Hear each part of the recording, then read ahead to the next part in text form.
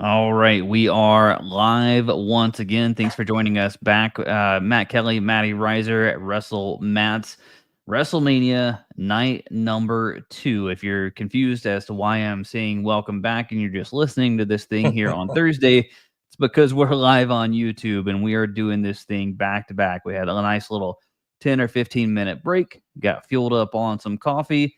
And if you're listening to this as well on Spotify, Apple, whatever the case may be, this will be the newest episode. So make sure you tail it back and realize that there is a WrestleMania night number 1 prediction show as well.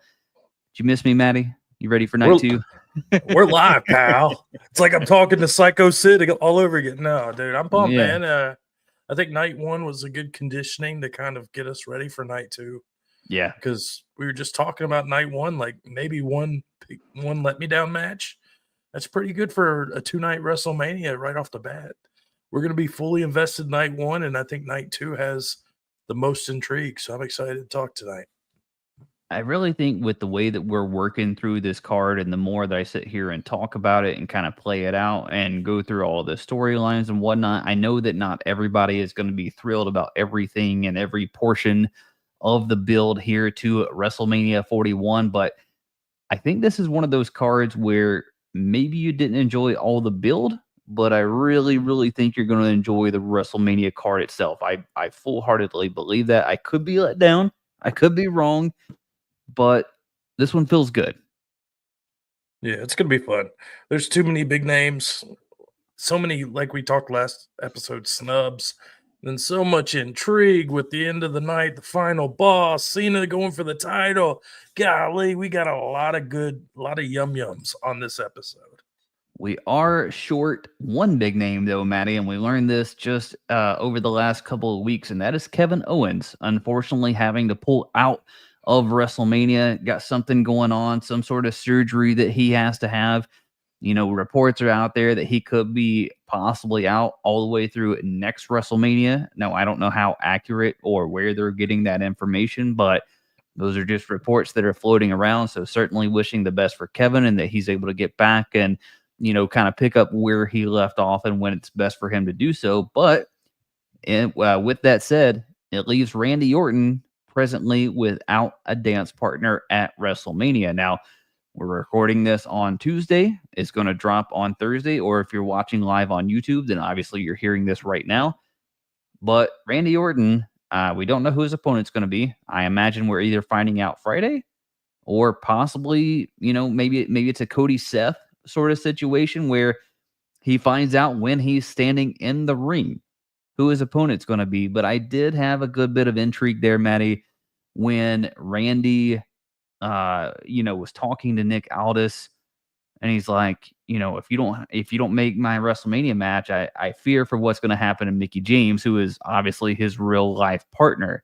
And I said, ooh, baby, we went real personal, real quick, and it immediately triggered for me with Chris Van Vliet and him asking Nick Aldis, like, hey, would you consider wrestling again?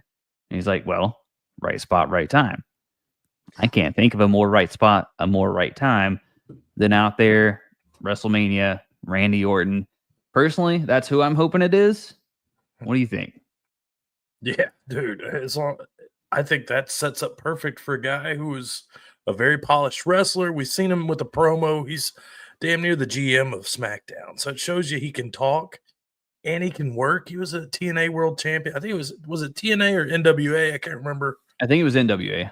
Yeah, big time match here could be big time. And I don't even think Aldis has to win, but just getting your first taste of WrestleMania against Randy Orton, this is a big time moment for Nick Aldis if he gets the call.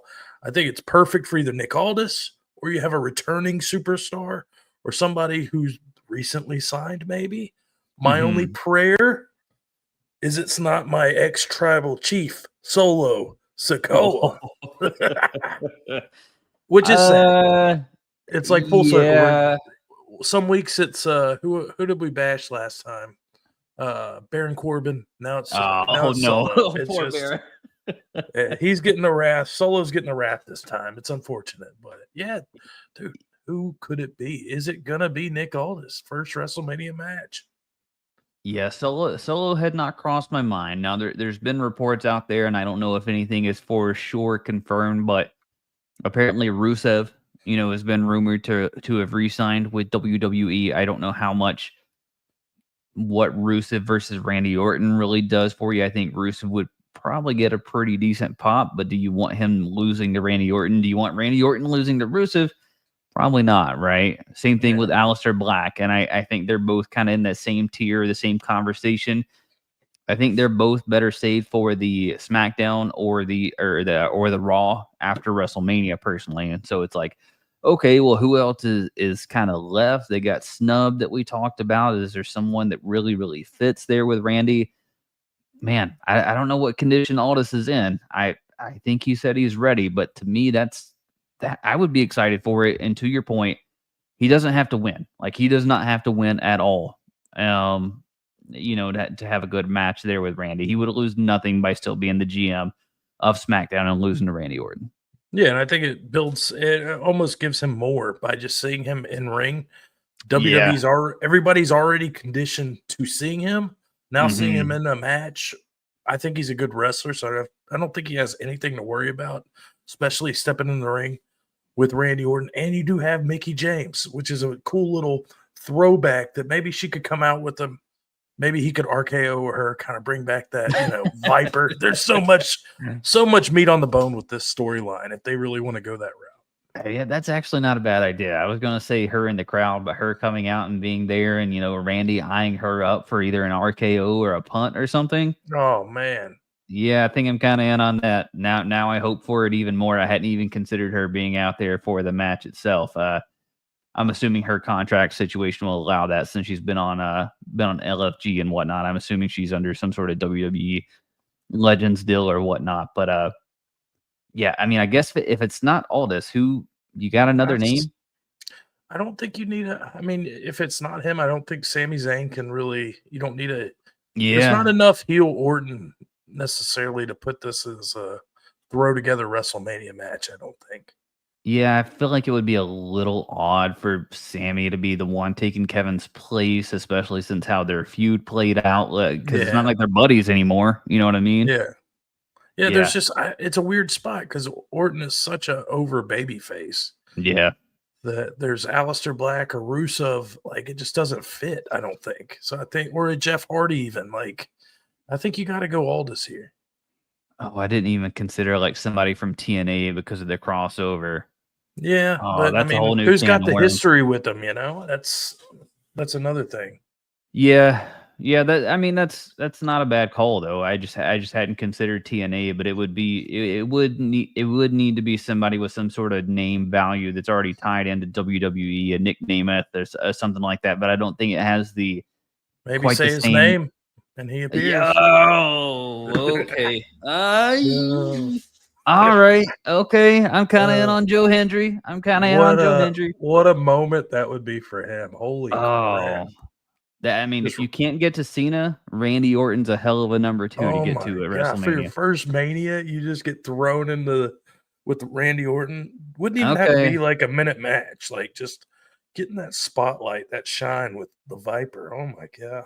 Okay, that's my number 2 choice. You solidified that. I had not That'd be considered. crazy, I'm yeah. telling you, man, I hadn't considered TNA, and No, that's a good one. Okay, if it's not Aldis, I want some Joe Hendry.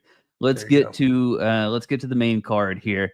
AJ Styles and Logan Paul is going to kick us off for the night number 2 conversation. Now, night number 2 taking place April 20th, 7 p.m. Eastern on Peacock. You got to remember, it's over there on the cock. No Netflix, no USA, no CW, whatever the case may be. We're back to the cock. So get it on over there for WrestleMania, biggest show of the year. AJ Styles, Logan Paul. Oh, baby, I am hyped up off of this coffee, apparently, trying to get through show number 2. But man, when this thing first kind of started playing out and when it first kind of took on the direction that you're like, okay, we're getting Styles and Paul at WrestleMania, I will say I am not in love with Logan Paul's promo skills, but I am in love kind of with how they have approached this feud and how the physicality has been going. and you're getting reminded of how good AJ Styles is.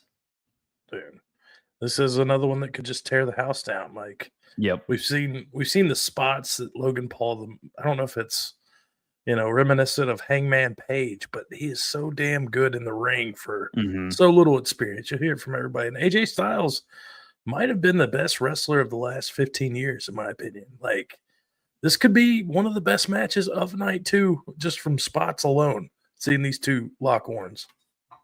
I think they're going to have some good chemistry. I think there's enough there in terms of and styles, no pun intended, but in styles and just how they wrestled the match. But I think if you're talking about someone to take Logan Paul through a match, I can't imagine it's anybody better than AJ Styles. I can't imagine Logan Paul doesn't need this win. I really don't think he needs this win. I think AJ Styles is set up kind of for maybe one last big run here in WWE. I know he's been saying that, his time in ring is probably is probably shorter than a lot of people think. And so maybe he's coming up towards the end of his career, maybe going on one last big run here. But then again, he also said that WWE, with him doing less live events, maybe it extended his career by a little bit. But ultimately, I think he said he wanted to be done before 50, if I remember that correctly. And he is quickly approaching that. So for me, I'm excited about the match. I'm actually excited about the entrances as well, which is something that, we actually didn't talk about on night number one. I'm thrilled to see all of these entrances. That's like half the fun of WrestleMania itself. But I think AJ Styles wins here. Yeah, I think if you're trying to elevate AJ Styles, like you said, if we're giving him that last run, then take him out of that Rey Mysterio spot. Like, make it mean more. So I think that would be great. But if you're gonna just kind of go through the motions with AJ Styles, and go ahead and pivot to Logan Paul. So to me, it's just how are we gonna get this storytelling, long-term booking? I would love to see AJ Styles in the upper card. So, but I think Agreed. Logan Paul's getting the win here. Oh, really? Yeah, we're going to disagree. We're going to disagree on the first match again. I think it does more for Logan Paul than it does for AJ Styles. I Okay. definitely don't want to see AJ Styles dormant, but I just don't know if there's enough room at the top of the card for AJ Styles. Even though it would be a great little story. Logan Paul, like you said, doesn't have to win, but if he does, just knocking off a legend at WrestleMania, that's kind of a big deal. We're going to hear about it. I will say the pulverizer, his finishing move, pretty damn good, right? Pretty damn good. Yeah, I don't think he can hit it on everybody, which is my only, I would say, knock. If you get somebody that's as big as maybe a Damian Priest or a Drew McIntyre, I think Logan might struggle to hit that move. But hitting it on somebody the size of AJ Styles looks great in ring. He nails it every time. I mean, it's very crisp. It's one of the better finishers right now on the card, I believe, honestly.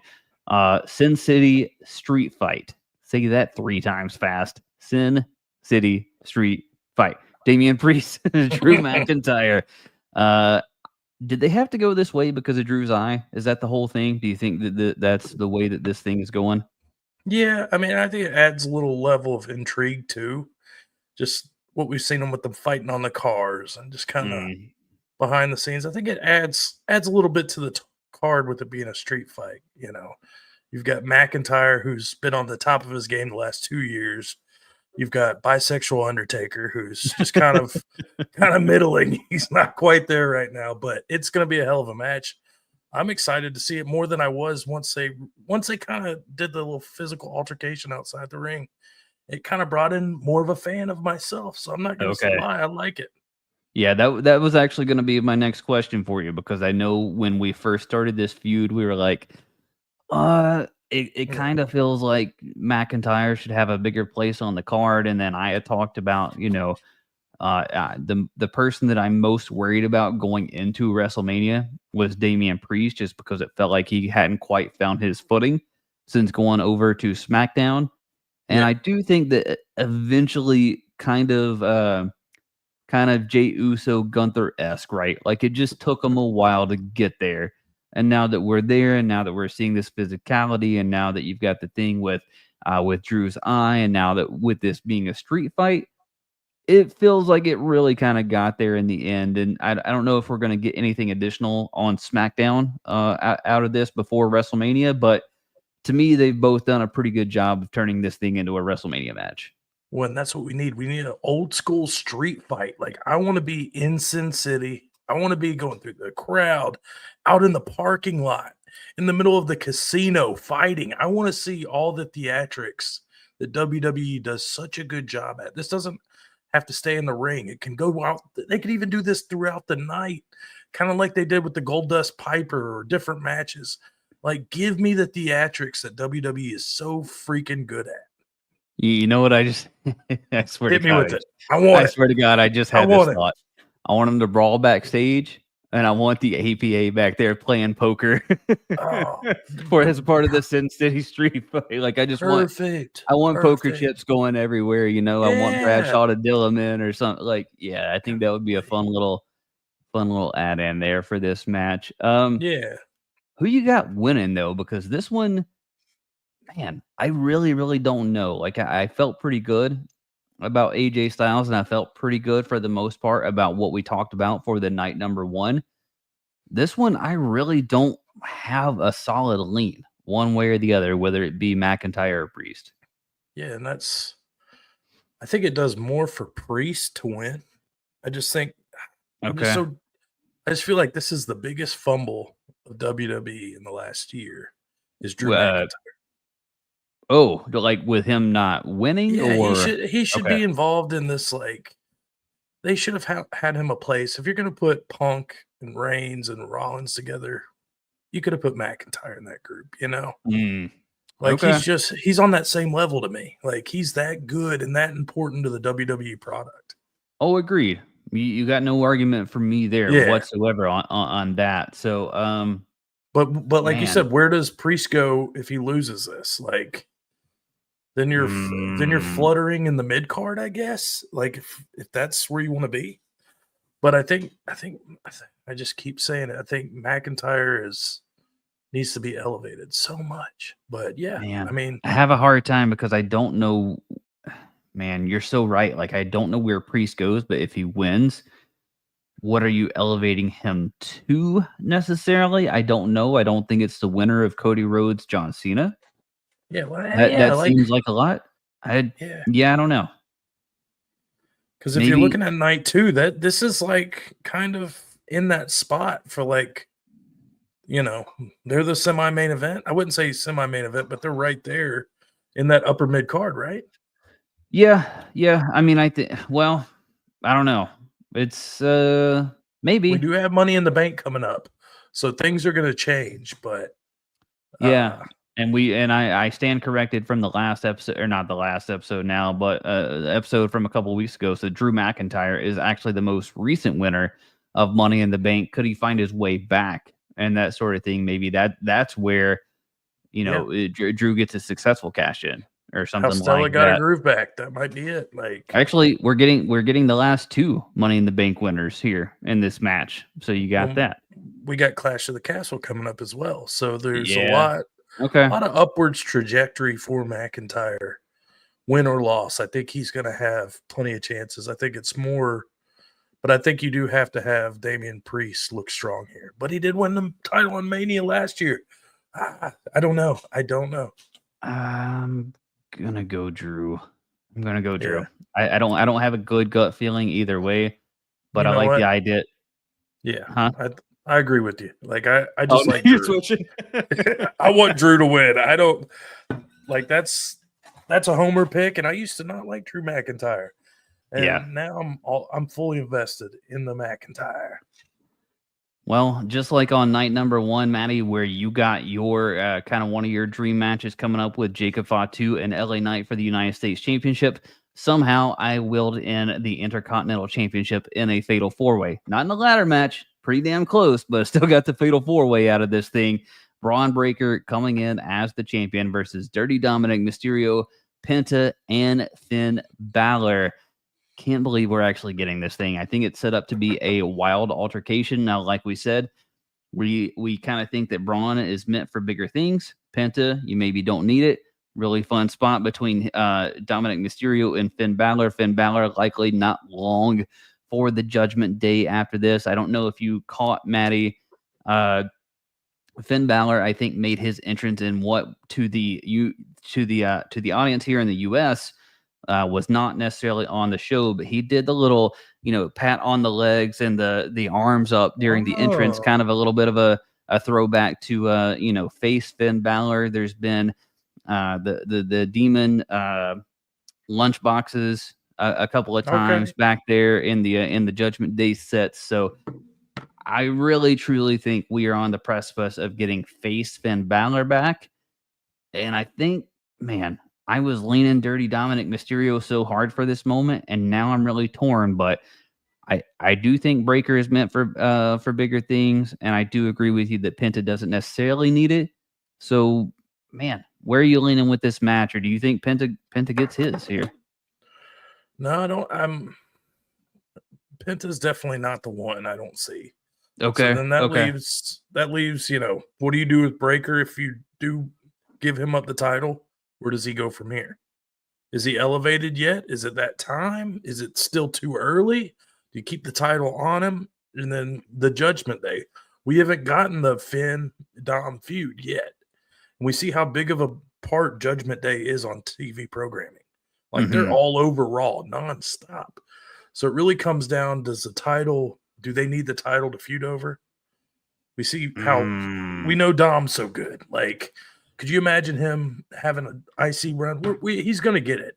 But I mean, that IC belt can make him into one of the biggest stars in WWE if they book it right. Yeah, agreed. I think it would be a really big WrestleMania moment. Now, I'm starting to get in my own head in terms of us just making predictions here about how many title changes that we've kind of projected, and that gets a little scary. All of them. Yeah, exactly. It gets a little scary, and I think you actually made a good point. And if we're thinking just a little bit past WrestleMania, right, you got Payback as the next premium live event. Ooh, So okay. I think you may be onto something in terms of, do you need a Finn Balor, Dominic Mysterio feud to play out for the title? I don't think you do. Mhm. And maybe it is just a smidge too early for Breaker.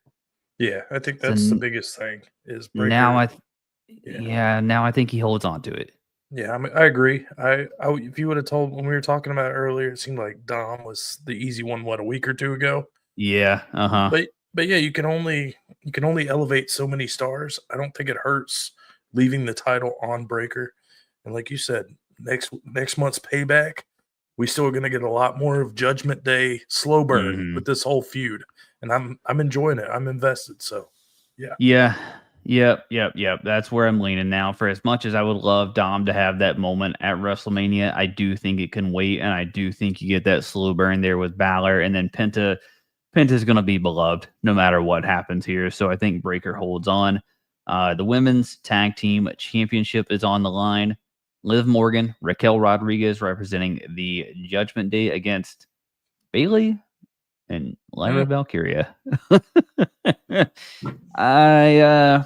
What happened here, Maddie? How did we I get how we got here, that there was the gauntlet match, which had some rough spots the other week. I don't love it, man. I don't love no, it. It's one, Lyra's Intercontinental title just feels secondary. Her run feels secondary. It's not getting defended. You're telling me you couldn't come up with a challenger for either women's mid card titles now, because Chelsea Green hasn't been on the added to the card either. It just feels very, very secondary to everything. It feels like a thrown together tag team. I don't love this match. no. I mean, the whole feud was Bailey versus Lyra. I thought, and Correct. and then it somehow transformed to this. Uh-huh. And as much as I love Liv and Raquel as tag champs, they're awesome. Like, I think they're definitely holding it down and keeping you invested. But yeah, Yeah. I don't see the point of this match really. Like, they're not. I just don't. I'm not digging it. Well, I like everybody in the match, which Right. you know what I But mean? Like, like you Liv, said, it's watering down the mid card. You got no Chelsea Green. You got Lyra in a tag match. Like, Yeah. At least make it title versus title or something. Like, this Something. is Right. dumb. Yeah, because I mean, the person should Lyra and Bailey win, she's already not really representing the Intercontinental title super well, I would say. I don't know why you would try to make her then go out and also defend the women's tag team titles. Uh, Liv and Raquel are must see TV every single week. I don't see a reason for them to drop the titles here, really. No. For a while, I thought we were going to get like some sort of, four teams, some sort of fatal four way instead of that gauntlet match at WrestleMania or whatnot. Obviously, that didn't happen. So you got this in front of us. But for me, it's pretty cut and dry. Liv and Raquel. You? Yeah, they need to do a better job of building like tag teams in the women's division. Like, Yes. this shows you just how, and Raquel and Liv, like, I wouldn't say they're thrown together, but I mean, damn, like they're,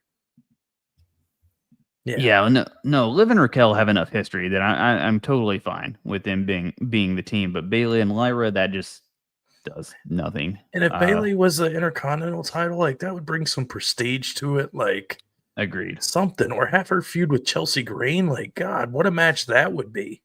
Yeah, I think for whatever reason they are pretty hell bent on Lyra keeping the title for a bit, and maybe thinking that these wins will elevate her. And it just, man, something about this run for her just is not sticking. It's not vibing. I think it's going to be time to get that title off of her pretty soon.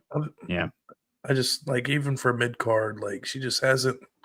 Even her matches, they don't look as crisp as they could be, in my opinion.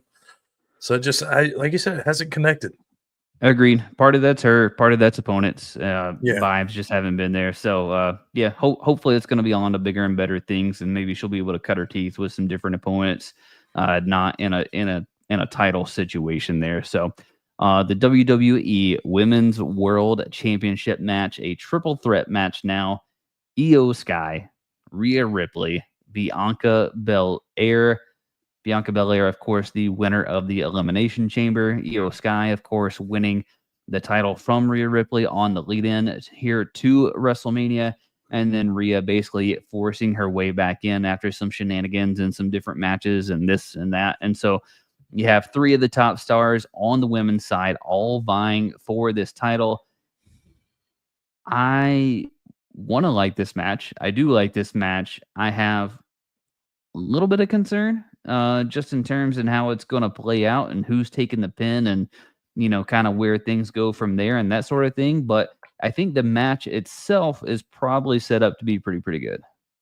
Yeah, it's just weird. It's a very weird match. Just the whole Io Sky's kind of being the afterthought. She's the champ. You have Bianca's heel, kind of, and then you have probably the greatest female wrestler in WWE right now, in Rhea. And it's just kind of weird, like how this is all kind of thrown together in the week to week. I don't know.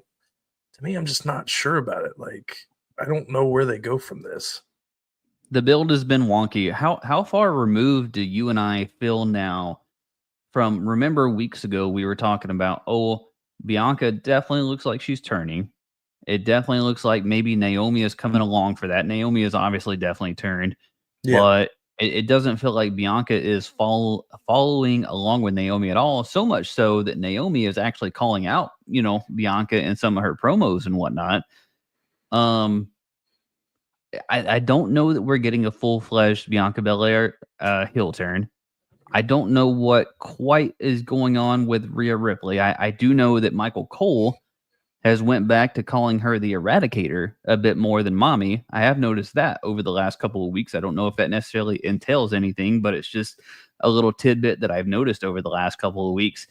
And then Io Sky, if you have Io lose, less than 30 days, 45 days after winning the title, don't love that for her either. So I don't know what to make of this match, and I honestly have no damn clue who's winning. Yeah, and then I've heard a lot of, like, maybe it's the underground, the dirt sheets. Bianca's undefeated at WrestleMania, and she is your Rumble winner. Yeah. So it's just so weird to me. Like, if you do have Rhea and Bianca getting each other's way, and Io retains. It's just like, what are we? We're just elongating the feud, I guess. Yeah, yeah, I don't love that as an ending. If yeah, if Bianca and Rhea just getting each other's way, kind of take their eye off of the ball in And that's Io been the whole Sky. buildup, right? That's Like yeah, it's been that's the whole build. Yeah, that's been the whole build. You would think it would be Rhea or Bianca finally settling up and realizing like, hey, here's the objective. Here's what I need to do, and then going and grabbing the title. Now, I have read the same things. That Bianca undefeated at WrestleMania. Obviously, they're leaving out a battle royal or something that she was in way long ago. Maybe at her first WrestleMania, didn't win that technically, but okay. Otherwise in singles competition or whatnot, undefeated at WrestleMania. So I guess if I had to lean one way, which I mean, this is a prediction show, so I guess I'm required to to do that. I man, I guess I'll lean Bianca. Yeah.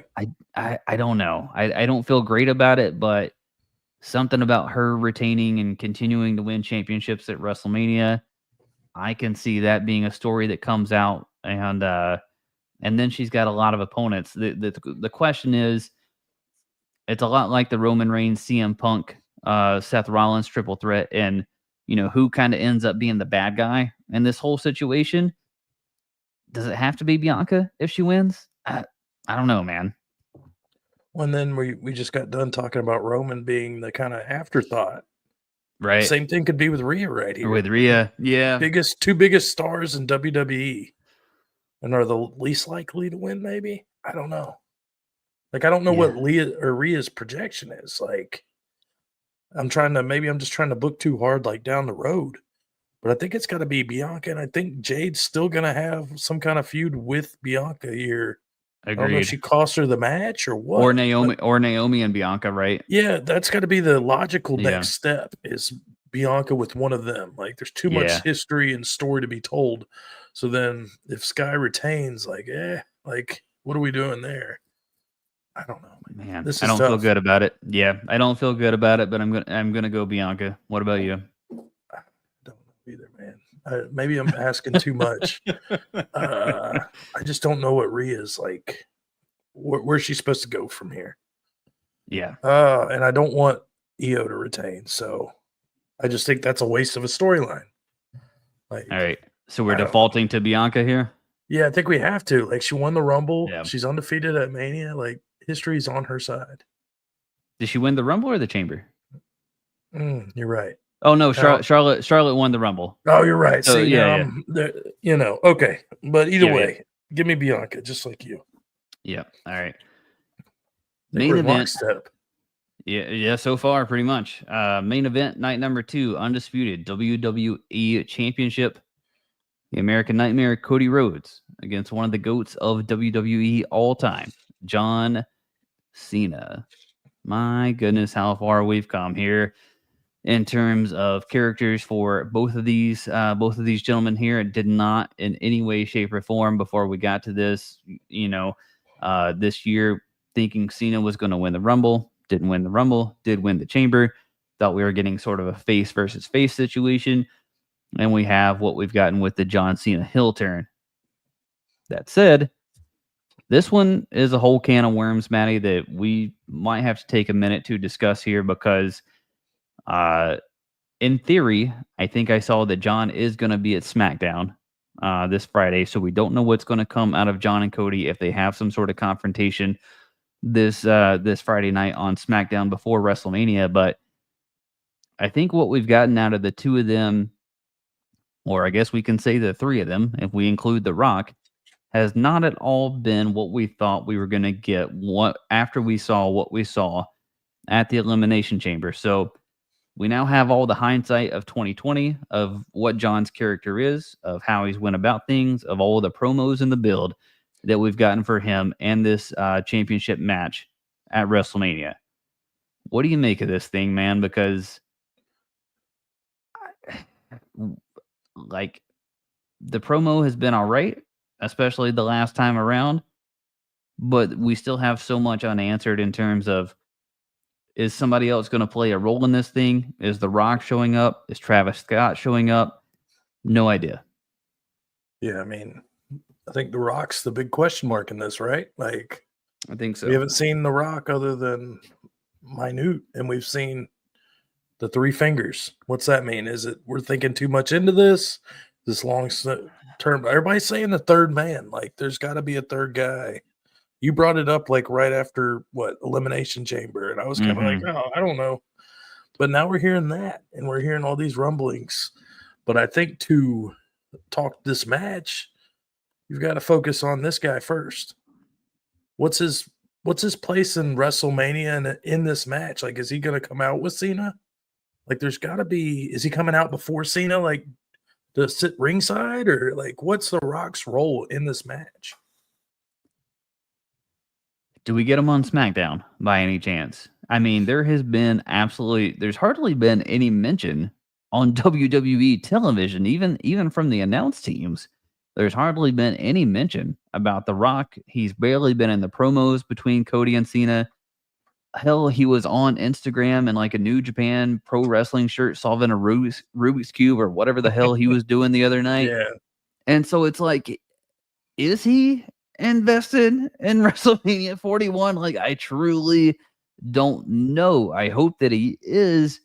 But then why did we have the entire build without him? That part I don't know. And that's why there's still so many questions about. I would be shocked. I think the most shocking outcome is if we get a 20 to 25 minute match and it's just John and Cody. Yeah. Yeah, I think, oh God, like, I don't know. I'm so intrigued by it because are we expecting more? Yes, absolutely. Like you just said, 25 minutes of Cody John. Yeah, we could get it, but there's got to be more to the story. More to why The Rock's involved with Cena. I'd be pretty surprised if Cena can just go for 25 minutes straight in the ring without some sort of interruption, without some sort. I mean, to date, right? There's no He hasn't announcement. wrestled. Yeah, that too. But there's been no announcement. Like, this is not a bloodline rules. This is not a no DQ. This is just one-on-one championship match, right? Yeah, that's all we've heard. There's got to be some kind of. There's a reason you sell your soul to The Rock.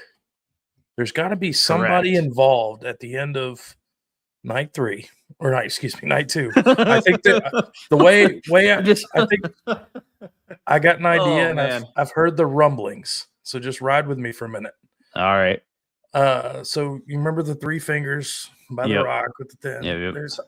I'm starting to get. I have an idea. I've heard the rumblings, and if this happens, I think the world would go crazy. I think it would be probably the biggest, craziest ending to night 2 at WrestleMania. Okay. So Cody has a history with this guy. This guy turns on Cody at the end of the night. At the end of the night, you have John Cena as your world champ. Mm-hmm. Jey Uso as your world champ under The Rock. Oh, whoa. The Rock's done everything in his way, and now he's got both world champions. And Jay's the one who cost Cody the title. Ooh.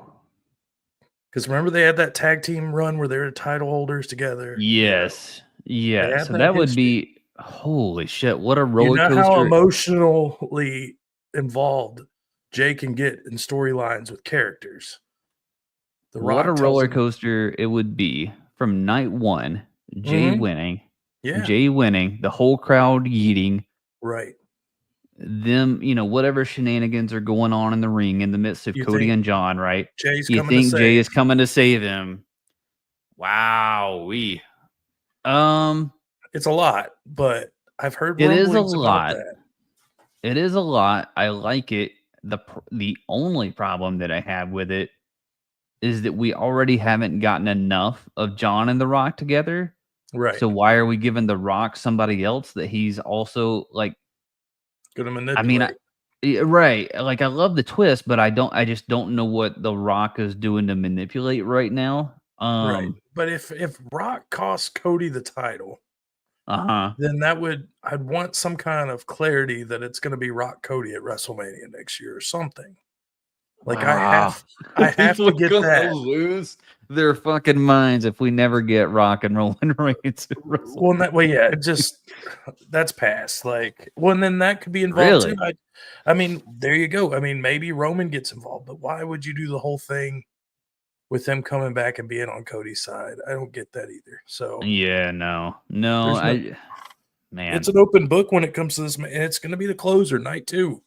This is going to be what everybody's eyes are on.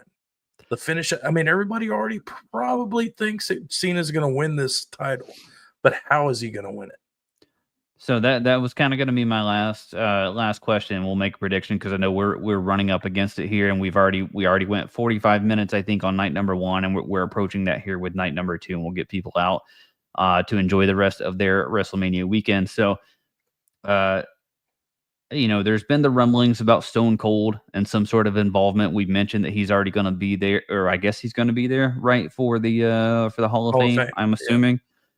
He's ballparked it. He's had some comments that, he's just right down the road from him. So maybe we get a little bit more involvement there. If we get that involvement, is there any way Cody walks out champion? Yeah, I don't think there is. I don't think you can do. You've had that climax last year with how it ended. I think if Stone Cold was there to save, it would have been last year against Roman. Okay. That was the storyline. Like that's when it was Okay. needed. This year, I don't think it has to me. There has to be a third man. There has to be somebody else to cost Cody this time. Whether it's Randy Orton, whether it's Jey Uso, I'm really coming aboard this. Like, Do you think it The feels Rock's got too? somebody else. But does that feel too similar to 39 Mm, and Solo Sikoa coming out and costing him when he's trying to dethrone Roman? Like, possibly. I mean, that's yeah. but that's the thing.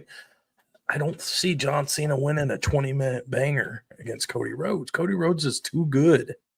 Like, and we've seen Cena how sluggish he looks in the ring. It literally looks like he's hitting the spots, and that's it. So I don't know. Man, yeah. Now I'm very curious. I had not given real, true credence or thought to the possibility of someone like a Jey Uso or a Randy Orton or But this has to whoever. close WrestleMania. This has to be an impact. Like whoever this is a made man type of like statement right here. I will say, I hope Cody lays in that receipt on Travis Scott. Yeah, do we get that would be amazing. That would be Yeah. we've got to see that. We've got to see him just either hit Travis Scott with the crossword roads or something. Yeah. Yeah. Okay. All right. Let's get down to it. John Cena walking out with number 17. John Cena walks out with number 13 or 17 by the help of a third man. Man. I will say this is the closest I've been to saying that Cody retains, but I've had the gut feeling just the way that I've had the gut feeling with Seth Rollins on the main event for night number 1. Had that same gut feeling for John Cena. I just think it's too big of a moment, too big of a way to rewrite history. And I think it's just kind of the perfect storm. If John's going to do it, I think it should be here, not necessarily SummerSlam or, whatever the case may be on down the road. I think it's here at Mania. So, all right, Maddie, we did it. We got through 2 nights of WrestleMania. I think I'm going to be more tired after doing this podcast for an hour and a half than the 2 nights of 8 hours of WrestleMania that we're getting or whatever the case it may be. But if you're listening to us, if you caught us on YouTube, thanks so much for tuning in. We're going to try and do as many of these live now on YouTube on Tuesday night. So catch us. We're just at WrestleMats, yeah, Maddie? Yeah, at WrestleMats on YouTube and at WrestleMats on all social media platforms. There you go. So hit us up anytime on YouTube on Tuesday nights. The pod itself will drop on all other platforms on Thursdays, Spotify, Apple, all the good things. He's Matty Reiser. I'm Matt Kelly. Enjoy the hell out of WrestleMania 41. We'll see you for the after party.